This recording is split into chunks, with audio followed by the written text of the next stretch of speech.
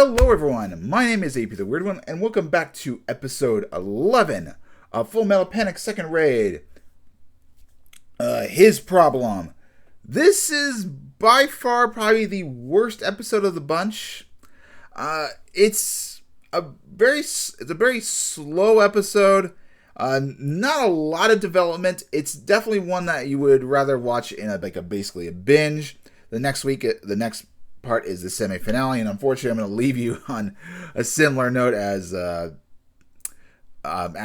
series progressed back in the days, but I don't want to do too many. I've got other things to work on. But yeah, it's a very slow episode.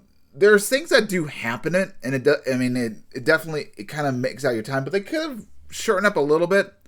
So basically how this episode is structured in two parts. You have Sosuke wandering around Hong Kong. It's becoming deserted because there's potentially a war between the North and South, which we know from the commanders that it's going to happen about 3 hours or give or take if they can't find a target. Both sides are suspecting each other. And then we have also get a little bit of cutaway for like certain SRT members, various bits like that. But yeah, it's mostly trying to figure out where this Venom unit is, and then Sosuke's just running around. At the very beginning, he kind of buys some alcohol. He will drink it a little bit later on, but he doesn't like the taste and kind of just throws it away. We also learn, at the beginning, Gate and his henchmen are there. They're going to use the dead body of the younger sister for whatever reason, they're going to use that. But yeah, we'll be seeing that. We'll talk about the more SRT members. So, a bunch of them have been finding dead bodies and also parts of the newspaper. To the son of Bakushan Tigers meet Himerida at the Tsimsha Sui. It's essentially a message to Sosuke to go to a certain location. The Tiger, he was a prominent person in Hemeshistan.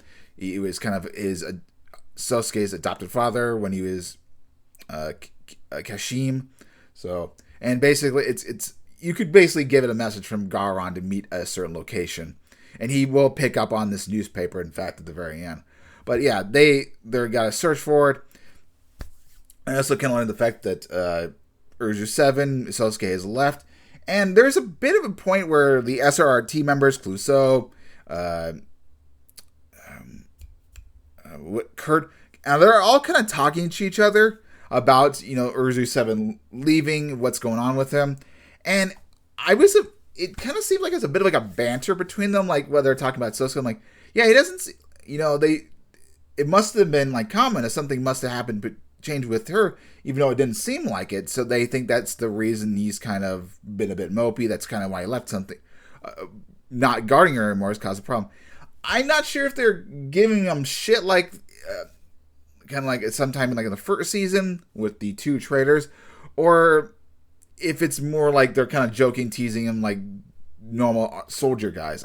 It's kind of hard to tell. They seem kind of like serious, genuine care about him. It's a bit confusing. I'm not 100% sure. Obviously Kurt is standing up for him, and even I think even to an extent maybe Clouseau. I think there's a general concern for them. I think they're maybe a little bit teasing, but yeah, they realize that they can't rely on the Sosuke and Arbalest to take down the Venom, and they, based on their data dealing with the Venom, they kind of have an idea of how to kind of deal with it. But yeah, basically, you have 3 hours. Unfortunately, the 3 hours are up, and so they got to go on the hunt. They have to go on the hunt for the machine. Now, going on to Sosuke himself, he runs into a whore, essentially, a prostitute. Looking for a good time. He runs into Sosuke, and he takes her back to her room.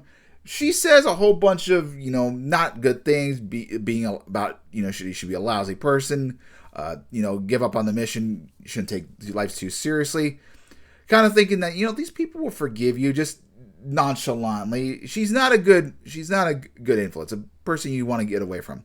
And by being around her, it kind of clears up Sosuke's head. Kamina has basically infiltrated his thoughts, from parts from season 1 and everything. Just gets in his head and make him realize, oh yeah, I need to snap out of it. I need to go back to work. He kind of just still wanders around. He's not sure if he needs to go back to He's not sure he can go back to Mithril, but he gets his shit together, and it does seem like he learns about the message to that's been sent by Garon or whoever is talking to him, believably. Yeah, so that's more or less the gist of the episode. It's a very kind of filler, a little bit of a filler episode, just kind of getting the head clear. It's kind of a shame that there's like not two back-to-back episodes, or it's a big longer episode, because how it was aired on like October 5th, and then basically a week later is when it happened, is the next episode. I kind of think it should have been a combo piece based off what I see. Because this is just, in a binge watch, this is perfectly fine. If you're binging, this is all good. But in a more week by week basis, this could get a little bit irritating. I don't know. That's just personally me. I mean, like I said, not every episodes need to be action based, but I do like so good character drama. Just searching it feels like a paragraph or a couple pages in a book. I don't think an entire episode's necessarily needed to be dedicated to this. But with that, I'll see you guys next week for the semi-finale. I think it's like Hong Kong Burning. I believe it's called Hong Kong Burning. I'll see you guys back then. And just be warned, I'm gonna tackle the little extra episode. The OVA I'm gonna still consider part of the season. We'll tackle that before we move on to the light novel aspect. Anyway, guys. Hopefully have a wonderful day. I'll catch you guys next time. Make sure to like, comment, subscribe, and if you can hype it as well. Anyway, toodles.